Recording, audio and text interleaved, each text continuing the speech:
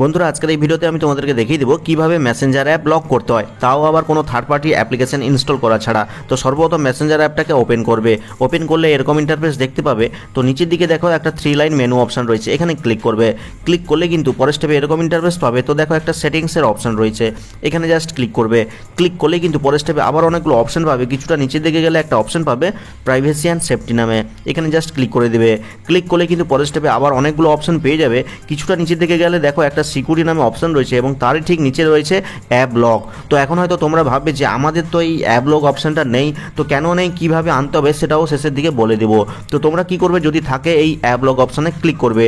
আর click করার পরেই দেখো পরের স্টেপে দেখাচ্ছে আনলক উইথ বায়োমেট্রিক্স, সেখানে বাটনটা কিন্তু অফ রয়েছে এবং নিচে দেখো লেখা রয়েছে use your face or fingerprint two unlock Messenger. অর্থাৎ তোমার ফোনে কিন্তু ফিঙ্গারপ্রিন্ট সেটিংসটা অন থাকতে হবে, অর্থাৎ যার ফোনে ফিঙ্গারপ্রিন্ট রয়েছে তার ফোনেই কিন্তু এই সেটিংসটা হবে।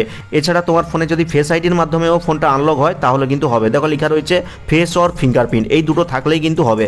তো আমার ফোনে ফিঙ্গারপ্রিন্ট রয়েছে, আমি কি করবো, এই বাটনটা জাস্ট অন করে দেবো। আর বাটনটা অন করার সাথে সাথে কিন্তু আমার ফোনে ফিঙ্গারপ্রিন্ট দিতে বলছে, দেখতে পাচ্ছ এখানে ফিঙ্গারপ্রিন্টের সিম্বল চলে এসেছে। তো আমি ফিঙ্গারপ্রিন্টটা দিয়ে দিচ্ছি। আর ফিঙ্গারপ্রিন্ট দেওয়ার সাথে সাথে কিন্তু এখানে বাটনটা অ্যাক্টিভ হয়ে গেল এবং নিচে কিন্তু লক স্ক্রিনের অনেকগুলো অপশন দেখাচ্ছে। দেখো এখানে প্রথমে রয়েছে আফটার আই লিভ মেসেঞ্জার, অর্থাৎ তুমি মেসেঞ্জারটা যখন ছেড়ে বেরিয়ে যাবে তখন কিন্তু অটোমেটিক লক হয়ে যাবে। তো তুমি যদি সেটা চাও তাহলে সেটা সিলেক্ট করবে। আর যদি মনে করো যে 1 মিনিট পরে লক হবে বা 15 মিনিট পরে লক হবে, 1 ঘন্টা পরে লক হবে, তাহলে নিচের অপশনটা চুজ করতে পারো। তো আমি চাইছি আমি মেসেঞ্জার থেকে বেরিয়ে যাব, সাথে সাথে লক হয়ে যাবে, যাতে করে আমার মেসেঞ্জারটা কেউ আর খুলতে না পারে। তো আমি এখানে প্রথম অপশনটা চুজ করে ব্যাকে ফিরে যাচ্ছি। এবার কি করব, আমি মেসেঞ্জারটা ওপেন করতে হবো। তো মেসেঞ্জারে ক্লিক করছি, দেখো এখানে কিন্তু ফিঙ্গারপ্রিন্ট চাইছে। তো আমি কি করব, ফিঙ্গারপ্রিন্টটা দিয়ে দেবো।